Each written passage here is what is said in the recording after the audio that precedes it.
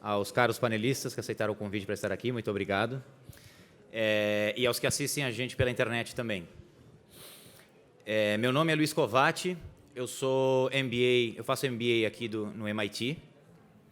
E queria, antes de começar, lembrar que todos podem participar mandando perguntas pelo Slido, e não só mandando perguntas, mas também pedimos que vocês entrem para avaliar aquelas perguntas que sejam que vocês julguem mais pertinentes para a gente poder fazer aqui para os participantes. Tenho o enorme prazer, então, de apresentar os ilustres panelistas, começando com Adilson José Moreira. Possui graduação em Direito pela UFMG, mestrado em Direito pela Universidade de Harvard, doutorado em Direito Constitucional também pela UFMG e doutorado em Direito pela Universidade de Harvard. Tem desenvolvido uma série de pesquisas relacionadas com direito constitucional comparado, sociologia do direito, direito de família e direito de minorias.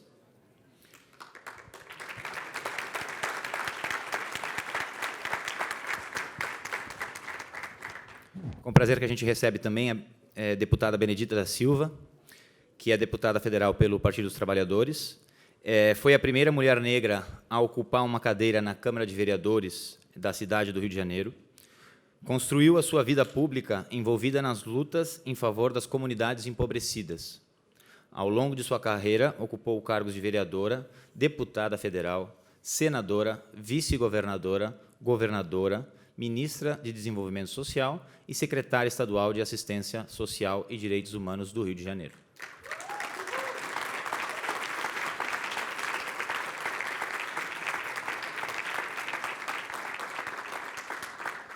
Temos o prazer também de receber Gisele Schmidt, que é advogada criminalista, militante em direitos humanos e direitos da população LGBTI, especificamente das pessoas transgênero.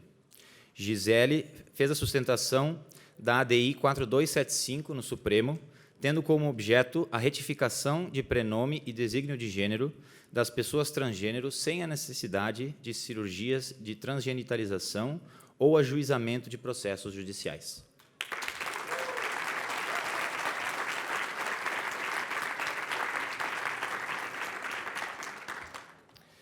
Temos também a participação do ministro Luiz Roberto Barroso, que é ministro do Supremo Tribunal Federal desde 2013, é mestre e doutor pela UERJ, tem LLM pela Yale Law School, é um relevante jurista brasileiro, professor na Universidade do Estado do Rio de Janeiro e do Centro Universitário de Brasília.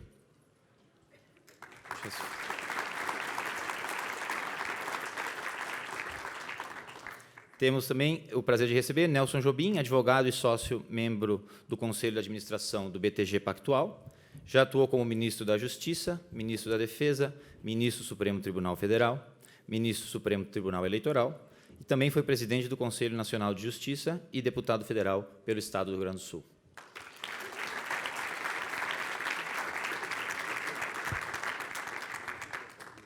E com a gratificante tarefa de moderar esse painel, temos a Aline Osório, que é integrante da organização da Brasil Conference e que está atualmente cursando o LLM na Harvard Law School. A Aline é mestre em Direito Público pela UERJ, professora de Direito Constitucional no Unicelp e presidente da Harvard Law School Brazilian Studies Association.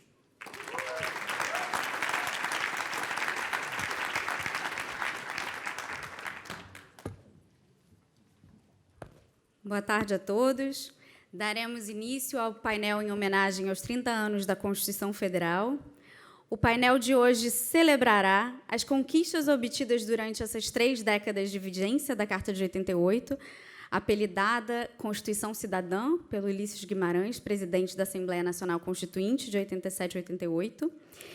Uma dessas conquistas é, inegavelmente, a ampliação dos direitos fundamentais, em especial de minorias, das mulheres, dos negros, da população LGBTI. E esse nosso painel, certamente um dos mais diversos da conferência, com maior diversidade, está aqui para comprovar essa conquista. O objetivo do painel, porém, é refletir sobre os desafios atuais.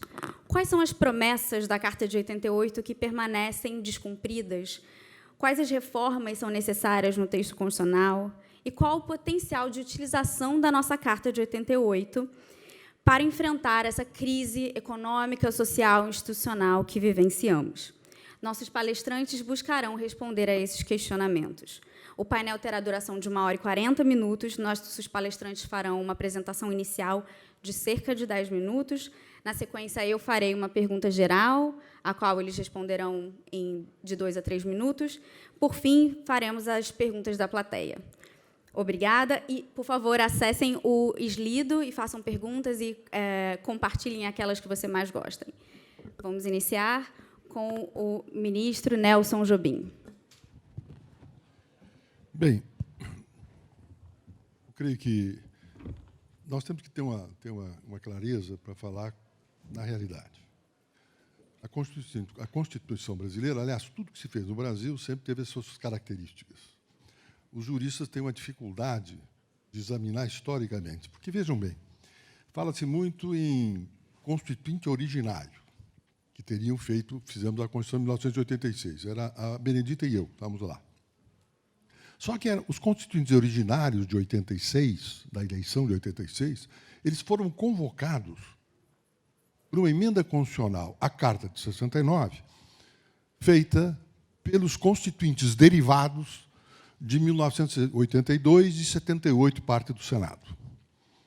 E, na Constituinte, participou senadores que foram eleitos em 1978. Então, vamos devagar com aquelas categorias internacionais que tentam entender as características do Brasil. Segundo ponto, na eleição de 1986, a questão constituinte não era tema. Era tema lateral. Era tema que se fazia nas universidades, em alguns setores, haviam debates, etc., mas não era um assunto popular. O que era popular naquele momento era a tentativa do PMDB de fazer maioria. E fez. O PMDB fez 260 deputados, maioria absoluta da Câmara de Deputados, do Congresso. E também, somando os senadores, nós tínhamos maioria na Assembleia, na chamada Assembleia Constituinte de 1987. Portanto, não dá para nós trabalharmos com categorias ahistóricas, no sentido de dizer que a Benedita e eu éramos constituintes originários. Não dá para usar isso, não funciona, não se ajusta aos processos de transição no Brasil.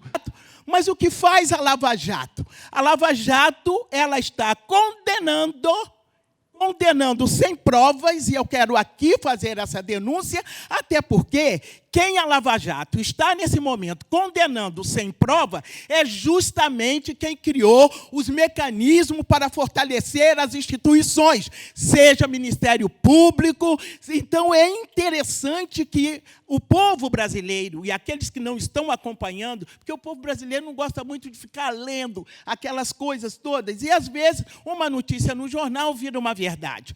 Então, nós queremos dizer de que não é possível ser tramitado e julgado. Nós sabemos que está na nossa Constituição, no artigo 5º da nossa Constituição, no parágrafo 60 da nossa Constituição, 60, 61, e por aí vai, como não estão ferindo essa Constituição quando condenam sem verdadeiramente ter provas do crime, porque é isso que se quer.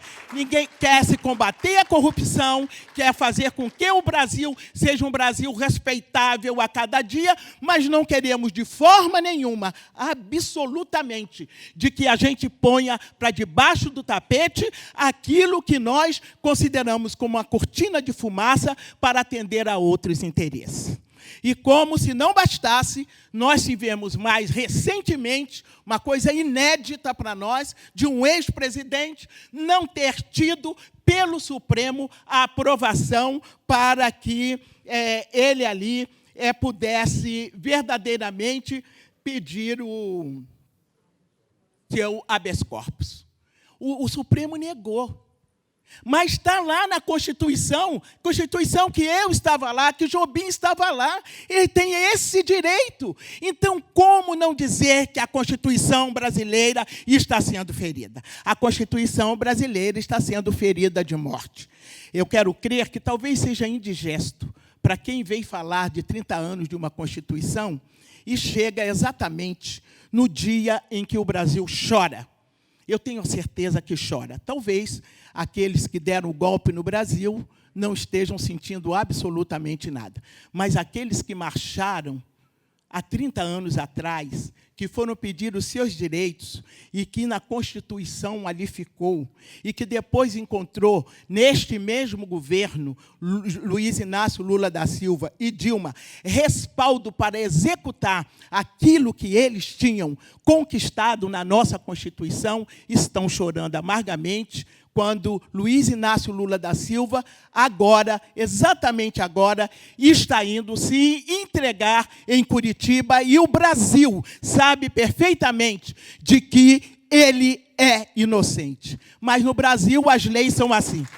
Você é considerado culpado, você tem ali alguém que faz uma denúncia, e eu considero a vazia, porque ele não tem a prova, mas você é que tem, verdadeiramente, que ter prova de que o que estão dizendo a seu respeito não é certo, não é legal. Então, é por isso que o apelo que nós fazemos é mais um apelo, de que haja uma nova Assembleia Nacional Constituinte e que a gente possa ter uma cláusula de que a Constituição não pode ser rasgada, que tem que ter uma proteção a essa construção que é a Constituição brasileira, quem nos orienta na parte econômica e educacional, na saúde e na convivência política, da qual todos nós aqui estamos certo e ciente.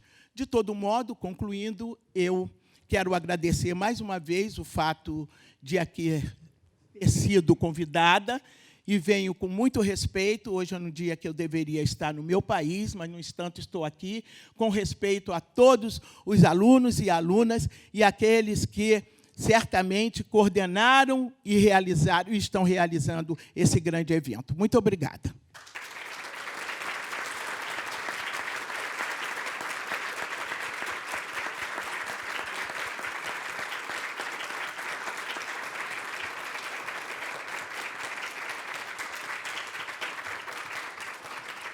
Muito obrigada, deputada Benedita.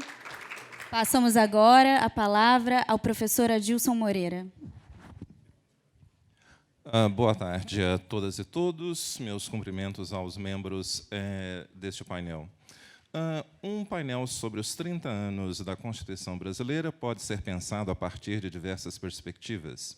Bem, sendo um constitucionalista negro e sendo um cidadão negro da sociedade mais racialmente violenta do planeta Terra, eu me proporei a falar sobre esse assunto a partir da seguinte perspectiva. Em primeiro lugar, eu quero pôr a seguinte questão. Afinal de contas, quais são os obstáculos à implementação do programa de transformação social presente na Constituição de 1988? Eu argumentarei que a resposta a essa pergunta depende de uma análise do constitucionalismo brasileiro a partir da ideia de governança racial. O conceito de governança racial, tema de um livro que será publicado até o final do ano, baseado na tese de doutoramento que eu escrevi na Universidade de Harvard, tem os seguintes elementos. Em primeiro lugar, a existência de um Estado racial, ou seja, um Estado no qual a ação política, no qual a raça e o racismo têm um papel central na ação política. Segundo, essa ação política é informada pelos interesses de grupos sociais específicos, no caso, obviamente, pelos membros do grupo racial dominante, que, a partir da influência no Estado, procuram garantir privilégios políticos e, fundamentalmente, privilégios econômicos. O conceito de governança racial também engloba a ideia de uma ideologia racial que procura justificar a supremacia branca em uma determinada sociedade. Além disso, a ideia de governança racial também implica mecanismos sociais para controle dos corpos. Então, vejam, o constitucionalismo brasileiro nasceu exatamente sob o signo da escravidão. Então, o Estado constitucional brasileiro é um Estado racial porque mantém um regime de exploração econômica que tinha o objetivo atender os interesses das oligarquias agrárias brasileiras. Este regime racial, essa governança racial, também estava baseado em todo um aparato jurídico que começava com a Constituição da República e vinha até leis municipais que determinavam o que negros e brancos poderiam vestir, que lugares que eles poderiam ocupar. Essa forma de governança racial também implicava uma ideologia, como eu acabei de falar, que naquele momento eram duas. Primeiro, o cristianismo de origem católica e também várias teorias raciais científicas que procuravam manter este governo baseado na ideia de uma superioridade, de uma suposta superioridade branca. E havia também mecanismos de controle dos corpos, mais especificamente uma tentativa de modificação, de transformação da população brasileira, mais especificamente da força de trabalho brasileira, porque se pensava que um país miscigenado jamais poderia ser um país desenvolvido. A partir da década de 30, nós temos o aparecimento de uma nova forma de governança racial que ocorre em função dos conflitos internos entre a oligarquia branca agrária e a oligarquia branca urbana. Nós temos o aparecimento de uma nova forma de ideologia, que é a ideologia da democracia racial. Por outro lado, nós temos várias formas de controle social que foram mantidos por diversos tipos de ideologias, de práticas higienistas que, como no período anterior, tinham o objetivo de melhorar, de transformar a população brasileira. Bem, a Constituição de 1988 abriu espaço para uma mudança significativa. Uma mudança de uma governança racial, ou seja, de um regime político destinado à manutenção da hegemonia branca no Brasil, para um regime efetivamente democrático. E por que isso? Primeiro, a Constituição brasileira, de 1988, foi escrita sob a influência de uma filosofia política baseada na ideia de que o Estado é um agente de transformação social. O Estado tem um propósito específico, que é a busca do status, da igualdade de status entre grupos sociais.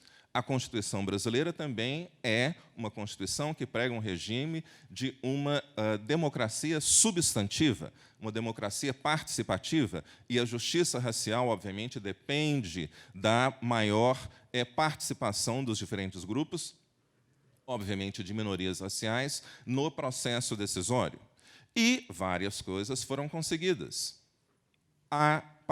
O aparecimento de diversas secretarias de promoção de igualdade racial no plano nacional, municipal e estadual, programas também, o aparecimento da Lei CAO, não é, da Lei contra o Racismo, que foi aqui, cujo autor foi mencionado pelo senhor Jobim, programas de ações afirmativas nas universidades, de acesso a universidades e também nos empregos públicos.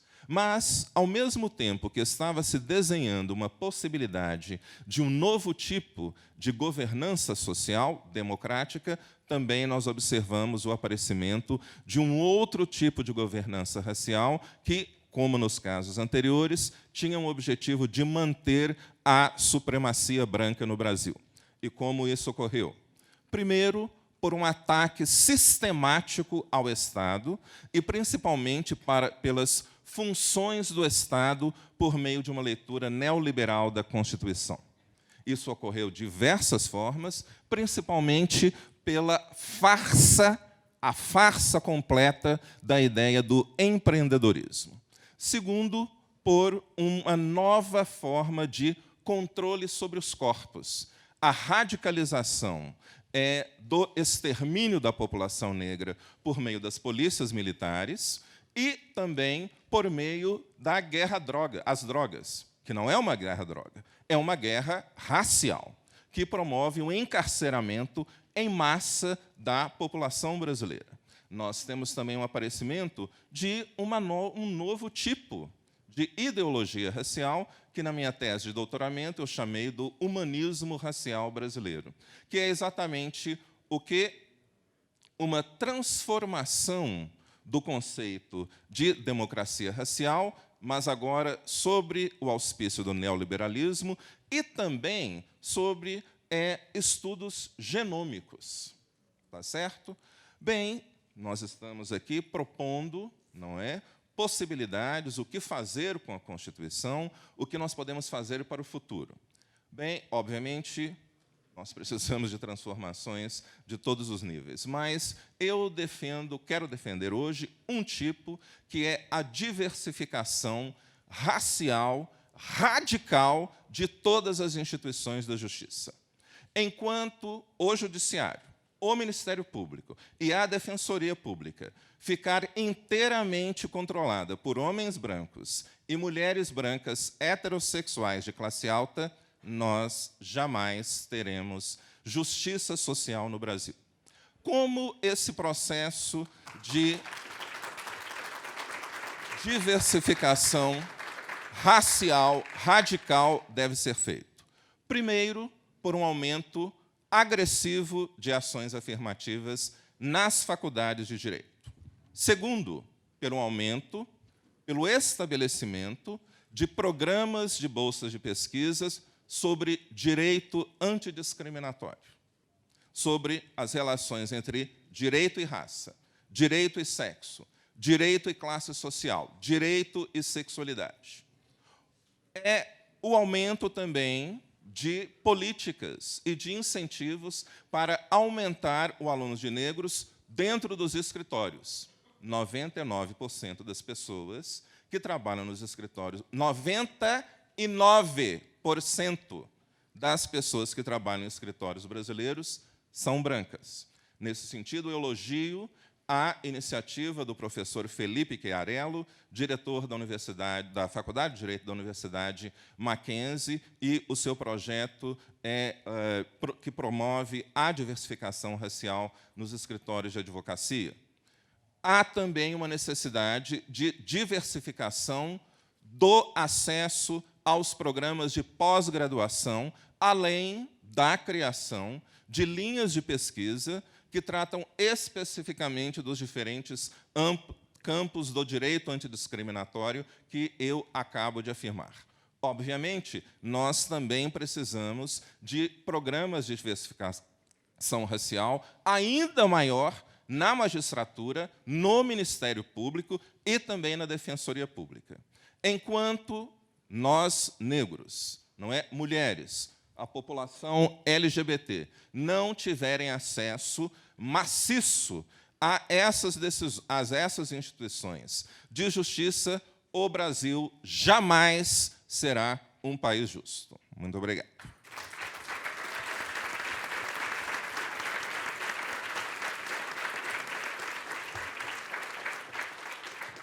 Muito obrigada, professora Dilson. Agora passamos a palavra à doutora Gisele Schmidt. Ela irá falar no púlpito.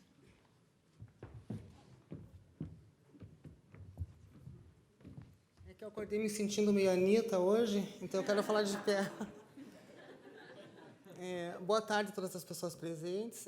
Eu gostaria de agradecer o convite em nome do Brasil Conference at Harvard and MIT, especificamente a Lina Osório, pela oportunidade de estar aqui. Obrigada.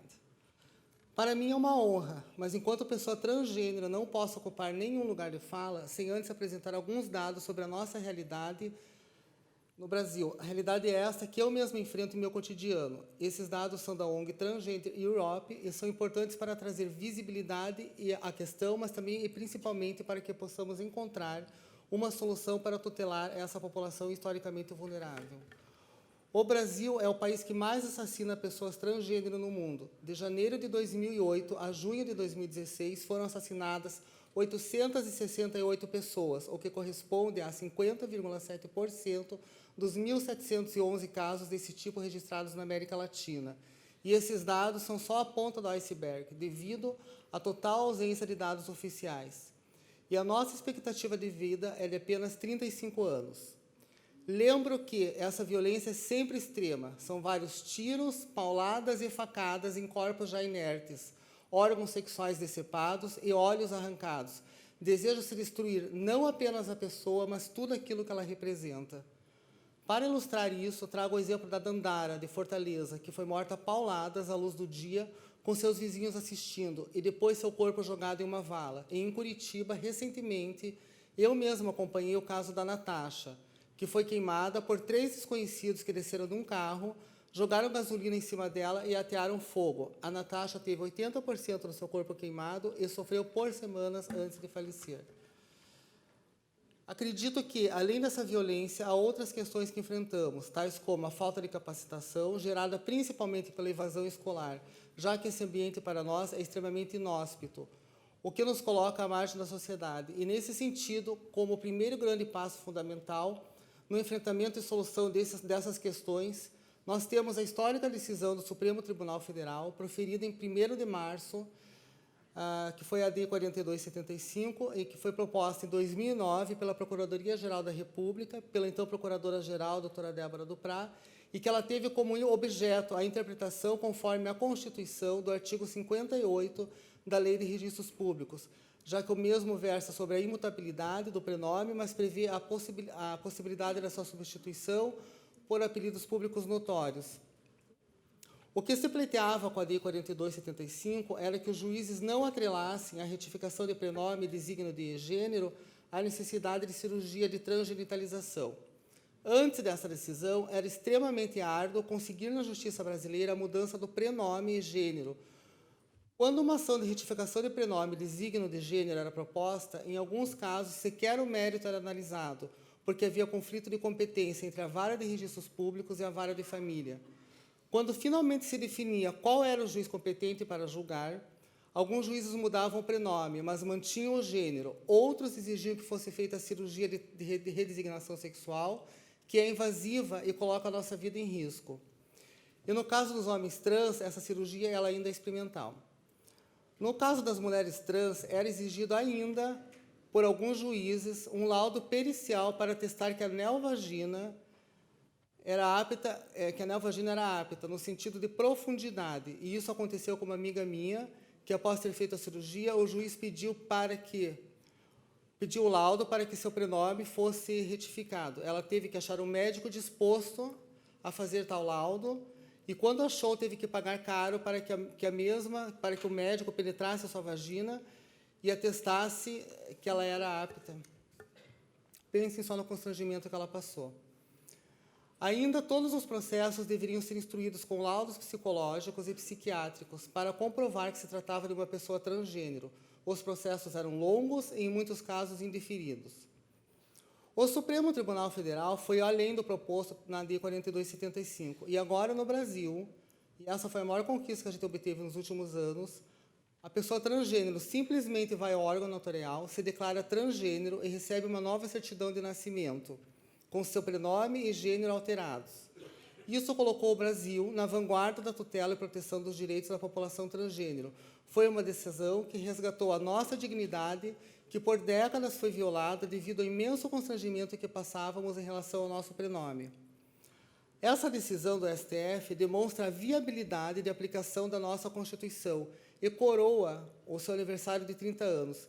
E aqui não tenho a pretensão de analisar a Constituição, mas só sei que ela é uma das mais abrangentes e extensas no que concerne a direitos e garantias fundamentais, e da qual, pessoalmente, sou grande admiradora e defensora. Lembro que, à época da faculdade, me emocionava quando lia o seu preâmbulo, seus princípios e seus direitos e garantias fundamentais. E eu já vou encerrar minha palestra, realmente ela é curta, mas eu vou abrir depois para perguntas, eu prefiro responder perguntas do que falar, mas eu quero encerrar lembrando o que eu falei na minha sustentação oral lá no Supremo Tribunal Federal. Eu falei a seguinte frase: negar a uma pessoa o direito ao nome e a expressão de sua identidade é lhe negar o direito de existir. E hoje, eu quero encerrar, aproveitando a presença do ministro Roberto Barroso, simplesmente dizendo: muito obrigada, STF.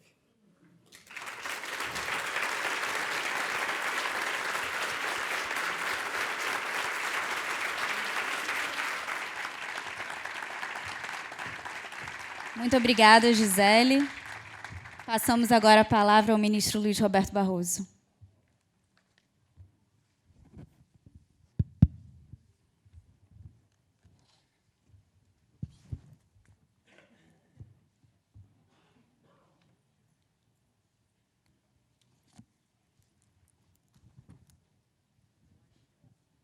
Meus caros amigos, querida amiga professora Aline Osório, eu tenho muito prazer de estar aqui com todos novamente.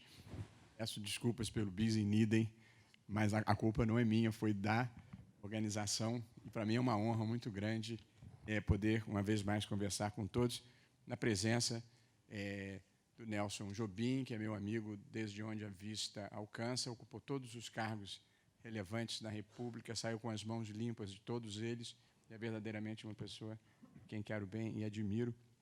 Deputada Benedita da Silva, que foi governadora do meu estado, senadora pelo meu estado, deputada federal pelo meu estado, uma das pessoas que tem uma trajetória de vida mais admiráveis, de superação e de ter feito bom papel em todos os lugares por onde passou, e é uma honra estar aqui na companhia da senhora. O professor Adilson Moreira, igualmente meu amigo, eu, em 2011, fui visiting scholar aqui em Harvard. Adilson era um dos meus melhores amigos, conversávamos muito. Depois voltei para participar da banca de doutorado dele. Um extraordinário trabalho de desconstrução do discurso do humanismo racial brasileiro. Adilson é um pensador revolucionário, vigoroso, e que está ajudando a colocar argumentos, ousadia, nesse debate da questão racial brasileira. E a doutora Gisele Schmidt, que é igualmente um exemplo de superação, de alguém que conseguiu furar o cerco e fez uma das mais emocionantes sustentações que o Supremo Tribunal Federal já assistiu, e foi protagonista de uma das maiores transformações que a Constituição de 88 permitiu. Há 2 anos atrás, eu fui relator de um caso que envolvia uma pessoa transgênero, na verdade, um travesti, que estava num shopping em Florianópolis, usou o banheiro que correspondia à sua percepção de gênero, e desse banheiro foi rudemente sacada pela segurança do shopping e atirada no meio da via pública, entrou com uma ação, ganhou uma pequena indenização. A matéria chegou em discussão até o Supremo, e eu era o relator, e votei no sentido de que, evidentemente, a pessoa deveria ter o direito de utilizar o banheiro que correspondesse à sua autopercepção. Para entender esta situação, basta um homem se imaginar num banheiro de mulheres ou uma mulher se imaginar dentro de um banheiro de homens. E, quando essa discussão foi posta no Supremo, provocou uma polêmica imensa. E mesmo mais de um juiz disse, mas como então a minha mulher vai estar no mesmo banheiro de um travesti? Uma reação assim.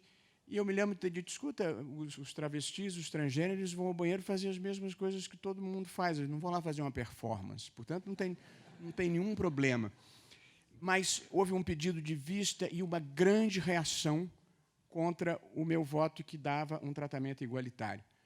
2 anos depois, uma matéria tão ou mais complexa como esta questão da mudança de nome social sem operação de redesignação de sexo, foi aprovada por unanimidade no Supremo Tribunal Federal.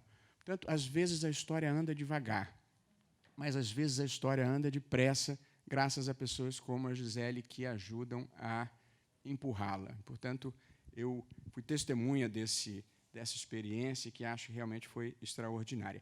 A primeira observação, nesse pouco tempo que eu faria, é que, na América Latina, uma Constituição que dura 30 anos, uma Constituição normativa, já é, por si, um fenômeno digno de uma certa euforia. Porque a Constituição brasileira de 1988, com todas as suas circunstâncias, ela nos proporcionou 3 conquistas que eu acho que merecem ser celebradas. A primeira foi a conquista de estabilidade institucional. 30 anos de estabilidade institucional num país cuja tradição era a tradição de golpes, contragolpes, quarteladas e quebra da legalidade constitucional.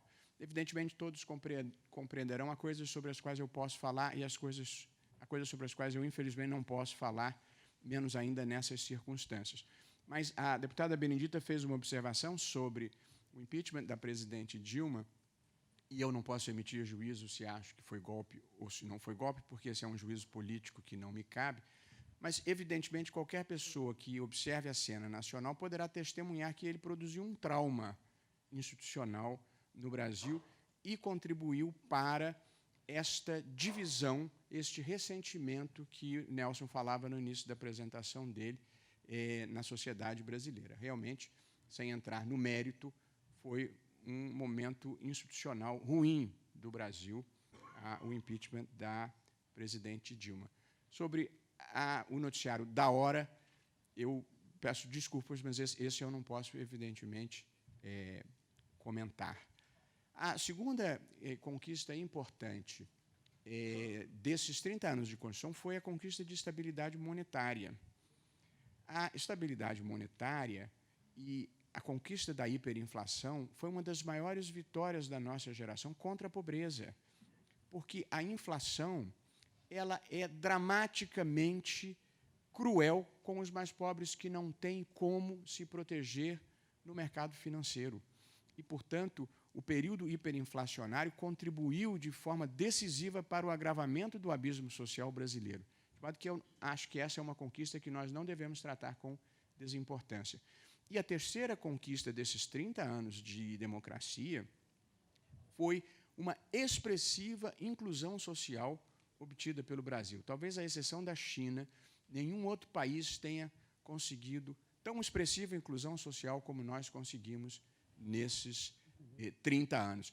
É bem verdade que, desde 2015 e da recessão e da crise, houve uma certa reversão de expectativas, cerca de 4 milhões de pessoas voltaram para a linha de pobreza, porém, ainda assim, o saldo da inclusão social brasileira é extremamente positivo e acho que, logo ali na frente, passada essa tempestade ética, econômica e política brasileira, nós vamos ser capazes de retomar o crescimento e, se possível, assim acredito, com elites menos extrativistas e, portanto, com um projeto de país econômica e politicamente mais inclusivo do que o que nós temos tido até agora.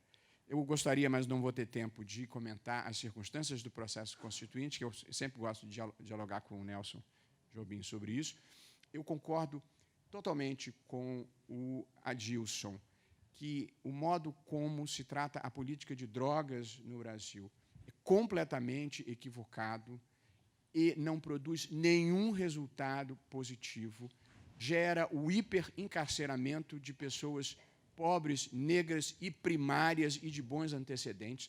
Quer dizer, a política de drogas no Brasil, eu não vou ter tempo de, talvez no debate, se alguém tiver interesse, aprofundar um pouco, mas qual é o problema do hiperencarceramento? Você pega um menino de 18, 19, 20 anos, primário e de bons antecedentes, com 100 gramas de maconha, joga ele no sistema penitenciário, primário de bons antecedentes. No dia que ele entra, ele tem que escolher uma facção. A vaga que ele ocupa custou R$40 mil para criar. Cada mês que ele passa lá custa R$2 mil. 2 anos depois, ele sai, muito pior que entrou. No dia seguinte que ele foi preso, o tráfico já o substituiu por alguém do seu exército de reserva. Vejam, então, o absurdo dessa política pública. Você destrói a vida desse rapaz, custa dinheiro para a sociedade e não produz nenhum impacto sobre o tráfico de drogas. Portanto, é uma política totalmente equivocada que lota as cadeias brasileiras com mais de 200 mil jovens que não precisavam estar presos e que saem piores do que entraram. Portanto, eu não tenho certeza se a descriminalização, como eu defendo, vai produzir os resultados que eu imagino. Mas eu posso garantir que a guerra às drogas, como é feita, não produz resultado nenhum positivo para a sociedade brasileira. E o outro ponto, já para eu terminar, a propósito que o Adilson observou, o Brasil é o país que mais mata no mundo. Vale para transgênero e vale para negros. É um genocídio, mais de 60 mil mortes violentas por ano, que ainda não entrou no radar da sociedade brasileira. Pretos, pobres e invisíveis que precisam merecer das pessoas que pensam o Brasil um tipo de reflexão diferente. Eu só gostaria, para não terminar com uma nota negativa, dizer que, nesses 30 anos, além de estabilidade institucional, estabilidade monetária e inclusão social, e apesar da tempestade desse momento, com ventos que vêm de todos os lados, de todos os lados. Eu acho que tem uma área que nós avançamos, que foi a área dos direitos fundamentais. E eu fiz um breve registro para anotar. Tivemos progressos em relação, e aqui vou terminar, Fernando, tivemos progressos em relação às mulheres na luta contra a violência doméstica, nova disciplina em matéria de estupro, e equiparamos pelo Supremo Tribunal Federal as mulheres casadas e as mulheres em união estável, o que foi um avanço importante, porque mais de 1/3 dos casais no Brasil vivem em união estável e não em casamento formal. Portanto, dar direitos sucessórios diferentes para a companheira, em contraste com a esposa, significava discriminar 1/3 das mulheres que vivem em união no Brasil. Nós avançamos em relação a negros com ações afirmativas. Eu entendo que o Adilson ainda acha insuficiente, mas no acesso à universidade, no acesso a cargos públicos, também com ações afirmativas, proteção das áreas quilombolas. Avançamos em matéria de demarcação de terras indígenas, que, além de ser uma justiça histórica, é a melhor política ambiental que se pode ter, onde há demarcação de terra indígena, não há destruição da floresta.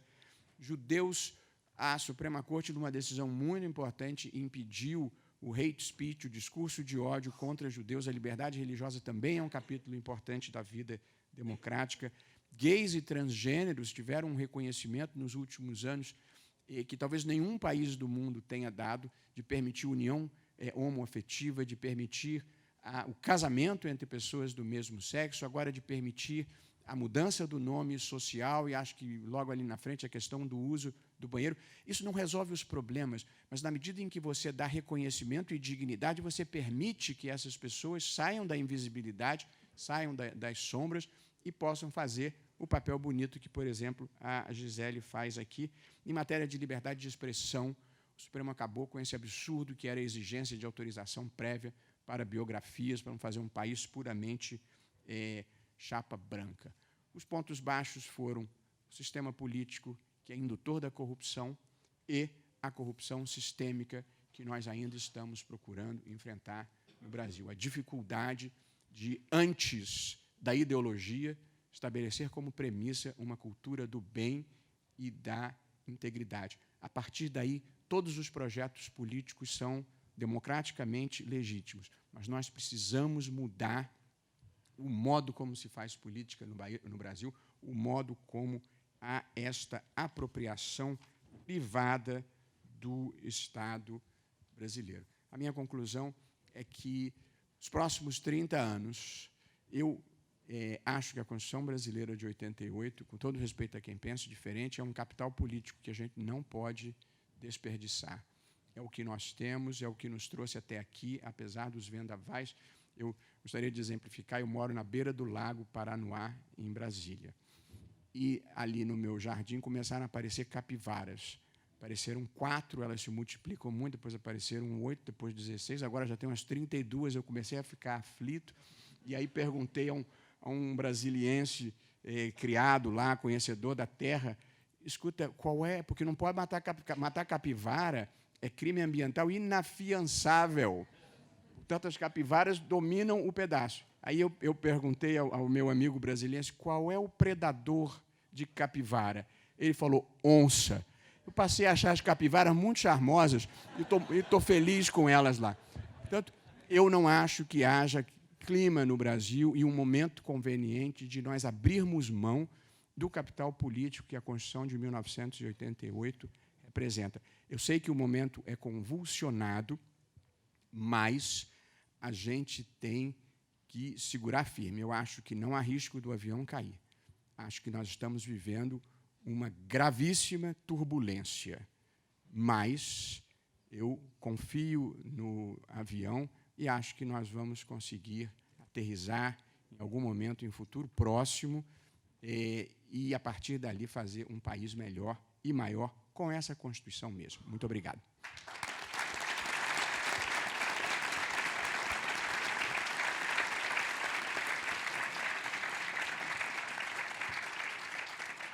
Muito obrigada, ministro Barroso. Obrigada a todos os palestrantes por palestras muito instrutivas a partir de visões diversas sobre a Constituição. E agora passamos à fase de perguntas. E a primeira pergunta que eu queria fazer, enfim, parte um pouco da minha experiência com a Constituição. Então, há 5 anos atrás, eu fui coautora de um artigo sobre os 25 anos da Constituição. E acho que há 5 anos atrás, todos nós éramos mais otimistas. Então, naquela época, eu escrevi que havia muito a celebrar e que, diversamente do que tinha ocorrido nos outros ciclos constitucionais brasileiros, nesse período não houve qualquer ruptura institucional e as crises políticas mais importantes que o país tem atravessado, do impeachment do Collor ao julgamento da ação penal 470, o mensalão, vêm sendo equacionadas com razoável respeito às regras do jogo. As oposições e a imprensa funcionam com liberdade, o Poder Judiciário e o Ministério Público desfrutam da necessária independência e os militares estão nos quartéis. Hoje, 5 anos depois, em um momento de aguda crise institucional, política, econômica, já não há tanta certeza de que podemos comemorar com igual vigor essas conquistas. Então, eu pergunto aos nossos palestrantes se o Brasil está passando por um processo de retrocesso institucional e democrático e se a Constituição de 88 nos concede instrumentos suficientes para impedir ou reverter tal retrocesso e as tendências autoritárias que nós estamos vendo em todo o mundo, líderes autoritários, enfim, ascenderem ao poder, e se há esse risco aqui, no Brasil. Vamos começar pela mesma ordem. Passo a palavra ao Nelson. Que não temos... Tudo é uma turbulência política, mas que não vai ter efeitos no sentido de retomam um Estado autoritário. Vamos deixar bem claro que, por exemplo, e o curioso de tudo, é de que o afastamento dos militares do processo político se deve ao general Castelo Branco. Foi exatamente o general Castelo Branco que acabou com a participação política dos militares, através de regras simples que foram estabelecidas, que é o rodízio no generalato. Hoje, alguém não pode ficar no generalato mais de 12 anos. E, em cada uma das estrelas, general de brigada, general de divisão, general de exército, em cada um, esse conjunto tem que ser renovado anualmente em 25%. Tanto é que você, com isso, afasta por completo a possibilidade de você ter líderes políticos, como tivemos no Brasil, quando um general ficava 25 anos, ou quase 30 anos, como era o caso de alguns generais, como Lott, e ainda Cordeiro de Farias, etc. Isto foi uma alteração feita pelo general Castelo Branco, e, em segundo lugar, também proibiu, ou seja, criou mecanismos de restrição da participação política dos militares. Os militares, até então, até 1967, eles se candidatavam, entravam no partido político, se candidatavam à eleição, ganhavam a eleição, ficavam naquilo que chamava-se, na época, ficavam numa situação distinta da atividade. Ficavam agregados ao Exército. Quando ele perdesse a eleição lá adiante, esse personagem voltava para a força. Hoje, pela alteração que se fez lá, isso foi mantida em 1988, fez exatamente isso. Impede-se que alguém que entrou na política está afastado completamente da força. Então, nós não temos hoje líderes militares. Alguns se preocuparam muito com as declarações que foram feitas pelo general comandante do Exército. Eu entendo que ali foi uma declaração no sentido de manifestar sua autoridade junto à força, junto aos próprios oficiais, porque tinha alguns oficiais, principalmente da reserva, que estão caminhando para uma tentativa inútil de tentar radicalizar. Tem um candidato que radicaliza. O candidato Bolsonaro é um candidato que radicaliza, procura radicalizar à direita com discursos, digamos, equivocados em relação a tudo isso. No entanto, eu não vejo nenhum problema nesse sentido. Nós vamos ter barulho e faz parte do jogo. Ou seja, o que nós temos que ter é, claramente, entender o processo que está ocorrendo e termos tolerância para, no próximo governo, termos mecanismos de diálogo. Não pode haver ódio na relação política. Não me lembro das atividades que nós tivemos na Assembleia Constituinte, eu de um lado e a Benedita de outro, nós combinávamos do que íamos fazer. Ou seja, tínhamos possibilidade, hoje você não tem. E o que nós precisamos ter é exatamente isso, a capacidade da construção do futuro. E não se faz isso na retaliação do presente e com a retaliação do passado. Eu tenho confiança de que nós vamos adiante. As instituições são muito mais que os personagens. E nós precisamos fortalecer exatamente isso, aquilo que o Luiz Roberto referiu. Ou seja, as instituições funcionam. Alguns dizem que funcionam mal. Aí que você vai verificar é porque não atendeu determinadas reivindicações individuais, ou perdeu a regra do jogo. É a mesma coisa que se dizer que alguém que perde uma demanda judicial vai sempre reclamar de que o juiz é corrupto. Ou alguém que perde uma eleição diz que houve fraude na apuração. É sempre assim. Agora, o que nós precisamos ter é calma, tolerância e perspectivas reais de futuro. Exatamente para aquilo que o Brasil conseguiu fazer, que é a grande inclusão social que começou nos 10 últimos anos.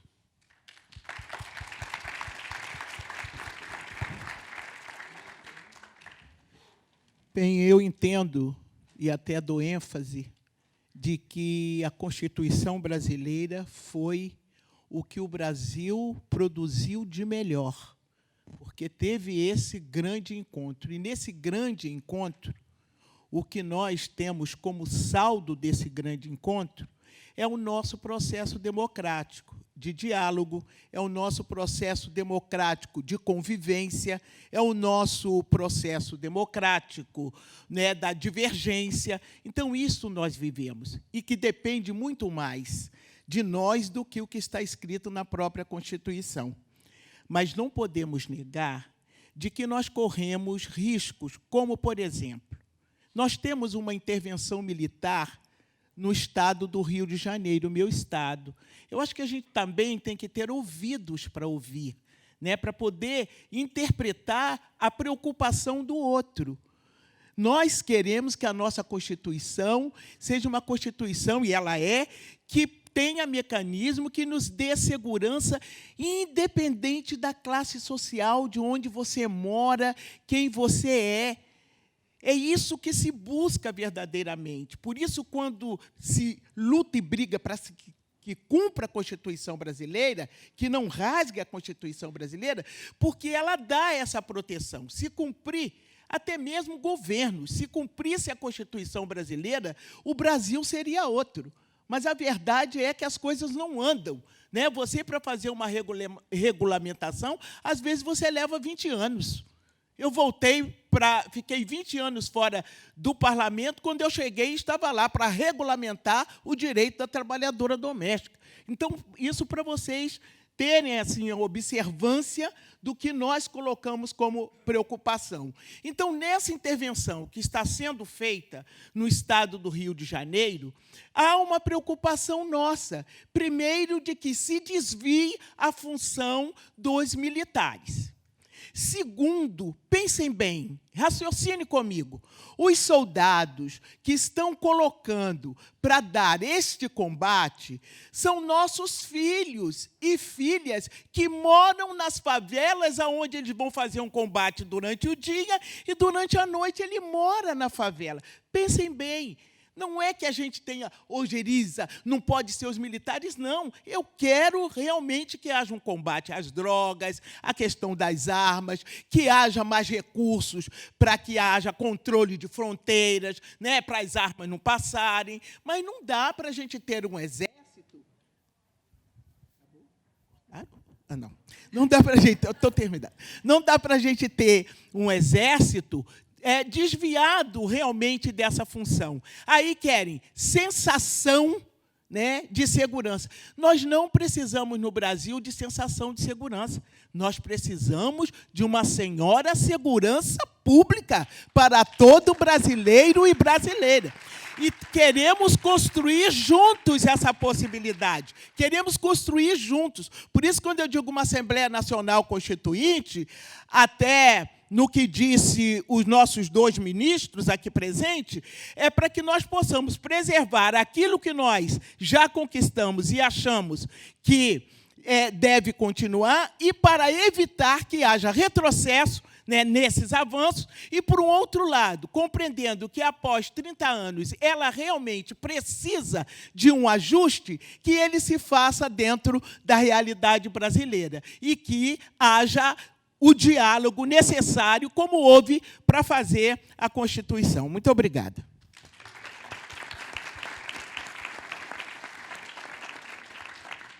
Professora Dilson. Aline, eu não tenho a menor dúvida de que nós estamos mesmo em um momento institucional e político gravíssimo. Agora, duas coisas precisam ser vistas. Primeiro, a opressão racial ocorre tanto nos períodos democráticos como também no período de opressão. Eu terminei de escrever um livro chamado Racismo Recreativo. Neste livro, eu estou analisando decisões judiciais sobre casos de injúria racial. O que ocorre?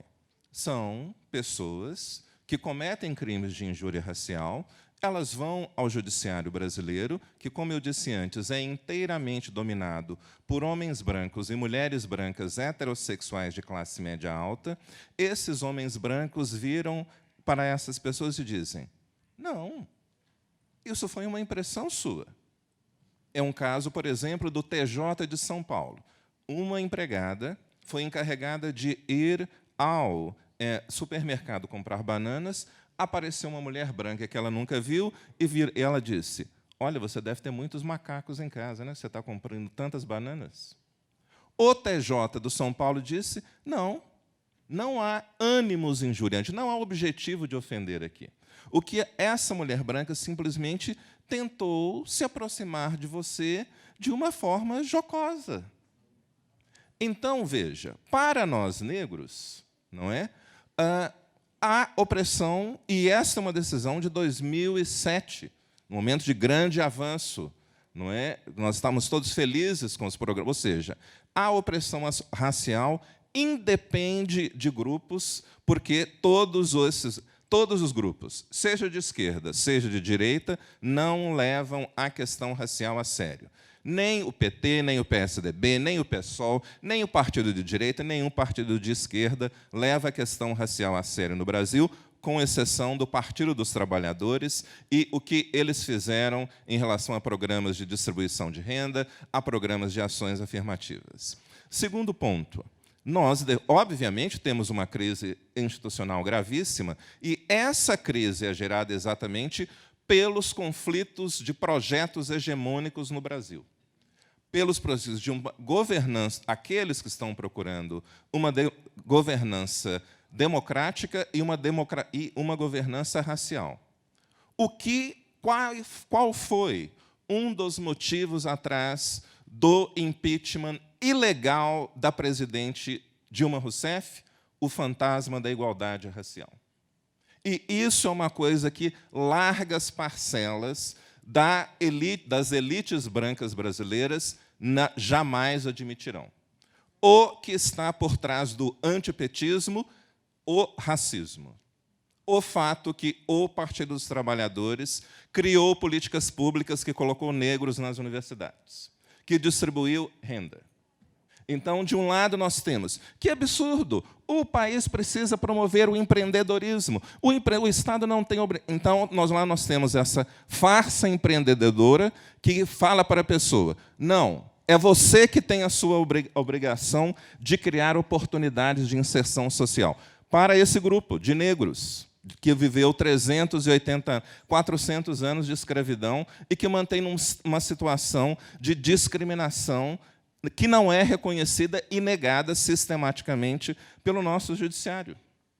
Tá certo? Então, sim, para nós negros, nós estamos numa situação de exacerbação ainda maior da opressão que nós sofremos diariamente.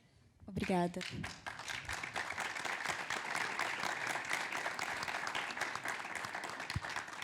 Passo a Gisele. Então, Aline, realmente eu acredito que no Brasil é inegável que está acontecendo, que o Brasil está atravessando um período terrível de retrocessos de direito. O Estado está, assim, aparentemente está se tornando um Estado fundamentalista. Só que, por outro lado, eu acredito muito na Constituição e eu sou uma pessoa que sou muito positiva. E eu acho que as coisas podem ser mudadas, sim.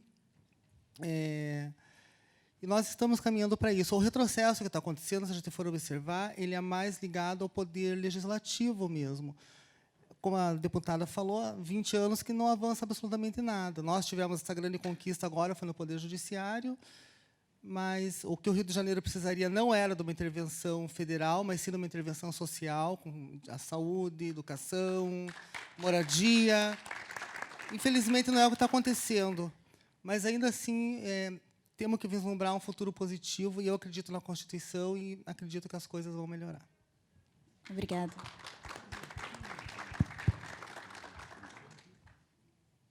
Pois então, também respondendo à pergunta da Aline, eu não acho que a gente esteja à beira de uma ruptura ou nada tão dramático assim. Eu acho que há uma tempestade, como eu falei, acho que a maré está alta, acho que tem muita espuma, acho que tem alguns incêndios e acho que há muitas vítimas. Acho que esse é o momento brasileiro, e eu nem vou discutir se há vítimas inocentes, pode ser que haja vítimas inocentes nesse processo também. Mas nada parecido com o que sempre fora a história do Brasil. Se nós fizermos de quebras da legalidade, de ruptura da legalidade, se nós fizermos um corte em 1930, nós vamos ver quantas vezes, só de 1930 para cá, portanto, em menos de 100 anos, nós tivemos Revolução de 30, Revolução Constitucionalista de 32, Intentona Comunista de 35, Golpe do Estado Novo de 37, Destituição de Getúlio em 45, 2 tentativas de golpe contra Juscelino Kubitschek na década de 50, Aragarças e Jacareacanga, o veto dos ministros militares à posse do João Goulart quando da renúncia do Jânio Quadros, o golpe militar de 64, a prorrogação do mandato de Castelo Branco com o cancelamento das eleições de 1965, o ato institucional número 5 de 1968, o golpe dentro do golpe, que foi a emenda constitucional número 1 de 69 e o impedimento da posse de Pedro Aleixo, os anos de chumbo do governo Médici. Isso, sim, era o período de golpismo, de quebras da legalidade, de um país que não conseguia se consolidar institucionalmente. Eu acho que, nesse momento, nós estamos vivendo esta tempestade, acho que ela tem sido absorvida institucionalmente com todas as dificuldades, acho que ela vai ser absorvida institucionalmente, acho que perdedores de muitos lados do processo político podem ter um comportamento altamente destrutivo, mas é preciso segurar as instituições e dar um impulso novo, como eu falei, de bem, de integridade e de republicanismo no Brasil. Eu fui advogado mais de 30 anos e procurei ser o melhor advogado que eu consegui ser. Agora eu sou juiz, vai fazer 5 anos. Parece uma eternidade, mas eu procuro ser o melhor juiz que eu consigo ser, que é um juiz que faz uma interpretação constitucional retilínea, que não desvia quando chega em A, não desvia quando chega em T e não desvia quando chega em L. O país...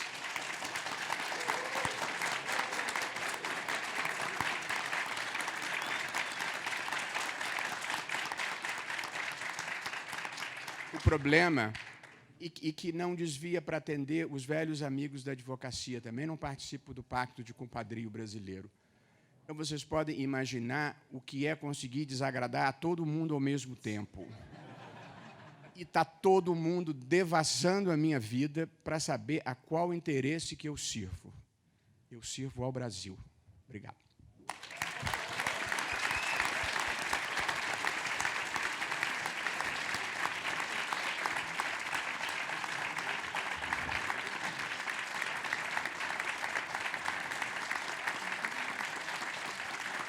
Obrigada. Agora, eu farei algumas perguntas do aplicativo, todas na sequência, e eu peço que os palestrantes respondam aquelas que tiverem maior pertinência em relação a eles. A primeira pergunta aqui é como reconciliar que todos são iguais perante a lei com a existência da lei do feminicídio. Uma outra pergunta discute se cabe uma reforma constitucional no Brasil e se é necessário um desinchamento, inclusive, de promessas que seriam alegadamente utópicas. A terceira pergunta é, no cenário atual, quão factível seria uma constituinte? Na visão de vocês, quais são os riscos e oportunidades dessa constituinte? Uma pergunta, por fim, para o ministro Nelson Jobim, se o STF exerce hoje as funções que lhe foram atribuídas pela Constituição. E uma última pergunta para a Gisele, de quais são as medidas que seriam necessárias para garantir maior inclusão e conscientização da população brasileira sobre transexuais. Ministro Nelson Jobim, começaremos com o senhor. Mas é uma palestra para cada pergunta. Desse jeito, não termina nunca. Bom, ocorre o seguinte, fazendo uma revoada total, nós temos que lembrar que uma Constituição não é algo da conjuntura. Ele não responde à conjuntura. Uma Constituição estabelece um horizonte social futuro. Ela não é uma promessa de solução conjuntural. Ela há regras para que depois a gente consiga ter um horizonte social futuro que se busca. E o que a Constituição de 88 fez? Ou seja, desenha um horizonte. Agora, diz, não, a Constituição não conseguiu isso, não conseguiu aquilo, porque não é a Constituição. São as conjunturas que foram inviabilizadas, uma série de circunstâncias. Não se atendeu a determinado tipo de pretensões sociais, não tinha recurso, tinha recurso. As eleições conduziram um partido que tinha uma visão sobre o processo social diverso do outro. Muda. Então, nós temos que ter a visão de que nós estamos na construção. Não adianta pensar de que vamos alterar o texto constitucional e vamos mudar. Tudo é um processo, inclusive, de inclusão. Um processo que vai ocorrendo passo a passo. E não adianta nós dissermos aquela resposta que foi dada, lembrando essa sala que nós estamos, Machado de Assis, em que, no famoso texto A Teoria do Medalhão, Machado, o pai, reúne-se com o filho, e o filho pergunta, o que eu devo ser no futuro? Engenheiro, advogado, isso, servidor público, funcionário do Banco do Brasil. Na época não tinha. Aí o que fez? Ele disse, não, você tem que ser medalhão. Mas o que é ser medalhão? Medalhão é você chegar, diz o pai, é você chegar num conjunto dessa natureza como aqui, quando vocês começam a examinar as dificuldades de uma determinada legislação que não pegou, e aí você começa a fazer análises, os militares fazem uma análise de natureza estratégica, os engenheiros outras, os economistas outras, etc. Você não tem que fazer nada disso. E você será aplaudido no final de tudo. Se usar algumas expressões latinas, dizer, é importante, porque aí a coisa fica com uma certa respeitabilidade. Mas levante e diga o seguinte, não adianta mudar as leis, temos que mudar os costumes, e todo mundo aplaude. E, na verdade, não está dizendo nada, absolutamente nada. Não quer fazer o enfrentamento do problema conjuntural. O que a Constituição tem é futuro, ou seja, horizonte político, social e econômico futuro. Não é algo para ser examinado na conjuntura. A conjuntura é a ação política que se desenvolve dentro de um processo eleitoral.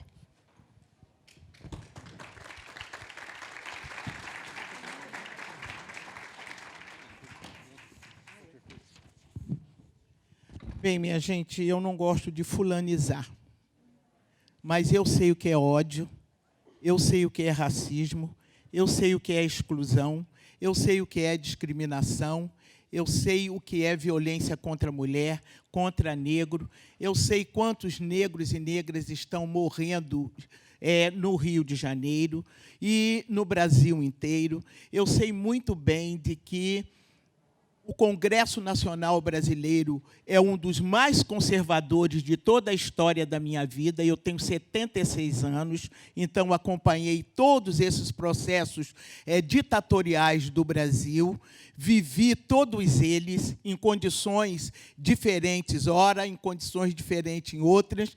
É um privilégio poder estar aqui, né? Isso eu devo a muita gente, não estou aqui representando apenas a minha ideia, e eu quero ser fiel àquelas pessoas que confiam do jeito que eu sou, e não demonstrar de que sou diferente. Não, eu não sou diferente. Então, estou, no momento, achando que o meu país, esse país que tem maioria de mulheres, que está sofrendo uma grande ameaça com o Congresso Conservador, que não tem discussão de política de gênero, que querem tirar a política de gênero, e um Congresso conservador, que querem acabar com as cotas raciais, que querem acabar com práticas que possam atender as mulheres na violência doméstica. Então, não tem ideia do que está acontecendo no Brasil.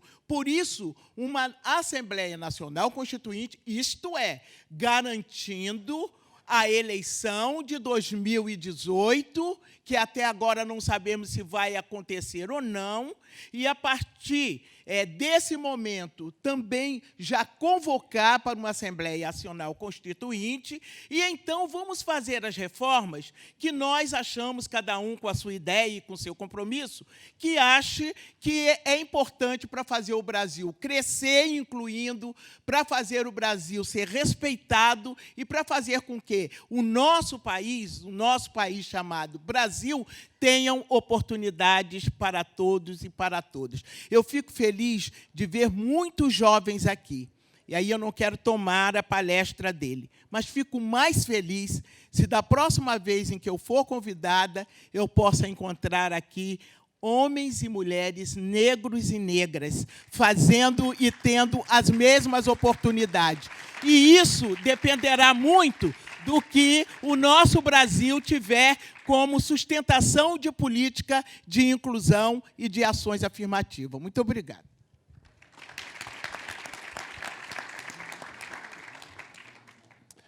Bem, eu tenho a impressão que...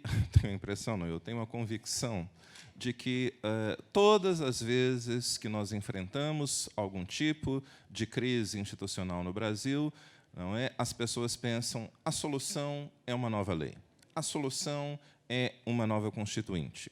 Essa é uma posição defendida por pessoas que estão nos diversos, não é, pontos do espectro político. E a questão é a seguinte: novas leis não adiantam de nada. O que é preciso é nós criarmos uma cultura pública na qual todos os representantes, não é, representantes de todos os grupos, terão a igualdade de espaço de discussão, de debate, de consideração igualitária dos seus objetivos. Uma Assembleia Constituinte, neste momento histórico, poderia ser um risco. Nós sabemos muito bem que o nosso Congresso Nacional está... E essa é a realidade do Brasil, é a realidade deste país, no qual nós estamos. O Congresso Nacional é inteiramente capturado pelo interesse econômico, não é? O Congresso Nacional não decide pela vontade do povo, decide pelos interesses das grandes corporações. E essa é a mesma realidade do Poder Executivo e também de grande parte do Judiciário. Então, o que é uma nova lei? Não, não é.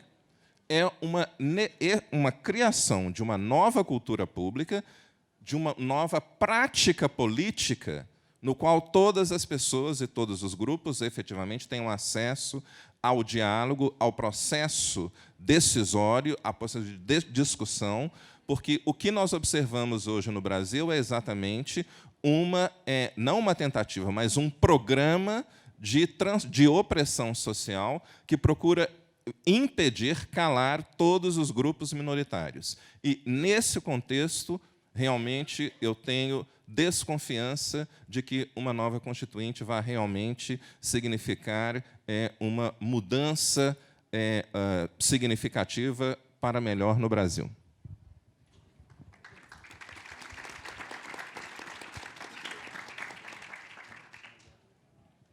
Eu acho que eu vou responder as duas perguntas em uma só. Eu acho que o caminho para para resolver essas questões, encontrar uma maneira de que as pessoas vulneráveis, que elas sejam tratadas não de maneira igual, mas sim de maneira desigual. Eu lembro que quando a ministra Carmen Lúcia, lá na STF, quando ela foi proferir o voto dela, ela usou um termo que eu achei bem interessante, que foi o termo, ela não usou igualdade, mas ela usou igualação. E ela falou assim, eu, enquanto mulher, durante a minha vida, eu sofri discriminação também. Mas eu chegava em casa, por exemplo, e ela tinha o abraço da família. E ela falou assim, o que muitas vezes não acontece com as pessoas trans. Por aí dá para perceber que, realmente, o caminho não é tratar todo mundo igual, não é tratar a pessoa vulnerável de maneira diferente, igual, sim, mas sim de maneira diferente. Eu acho que o caminho é por aí.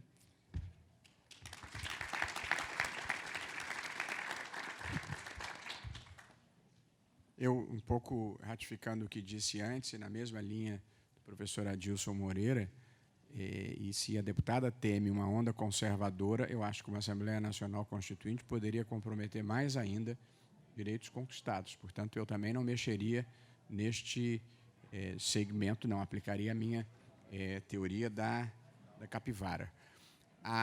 Aqui, e para concluir, há um livro, infelizmente a exposição foi curta, há um livro extraordinário que eu mencionei na palestra anterior, chamado Why Nations Fail, do Acemoglu e do Robbins.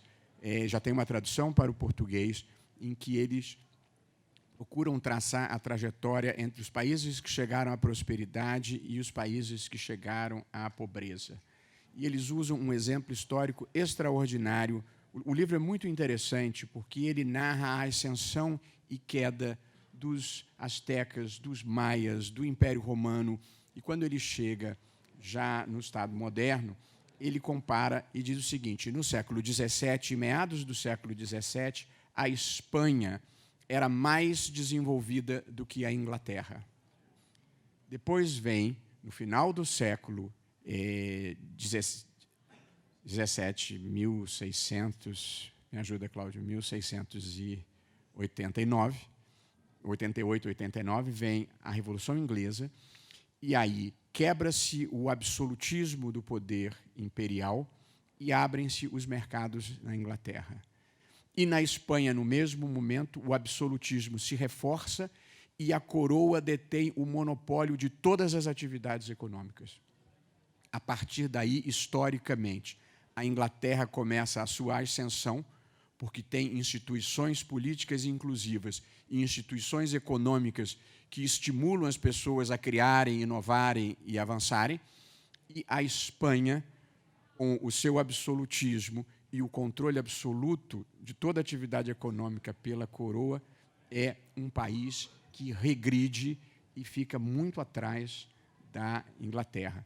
E, portanto, a moral dessa história, e que eu acho que vale para o Brasil, o segredo está em se criarem instituições econômicas e políticas inclusivas, o que significa diminuir o poder do Estado de fazer favores, de dar financiamento, de dar desonerações, criar um ambiente igualitário nesse malsinado capitalismo brasileiro em que as pessoas não gostam nem de concorrência, nem de risco, nem de igualdade. O capitalismo no Brasil é feito com financiamento público, reserva de mercado e desonerações. Evidentemente, não funciona.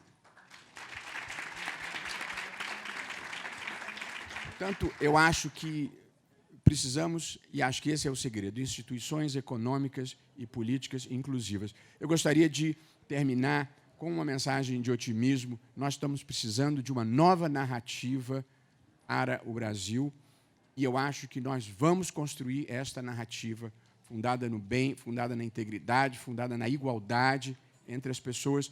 E eu, que havia preparado a minha palestra em inglês, acabei de traduzir aqui uma frase do Michelangelo, que eu acho muito inspiradora e com a qual eu gostaria de terminar a minha participação, em que ele disse assim: o maior perigo para a maioria de nós não é o alvo ser muito alto e a gente não conseguir alcançar, é que ele seja muito baixo e a gente consiga. Portanto, nós temos que pensar grande e pensar uma narrativa de um país maior e melhor, que talvez nenhum outro país do mundo tenha as perspectivas econômicas, multiculturais, de alegria de viver, com as circunstâncias brasileiras, não há razão para nós ficarmos presos a esse atraso. Portanto, uma narrativa ambiciosa, idealista, patriótica e igualitária ajudará a fazer um novo país. Muito obrigado.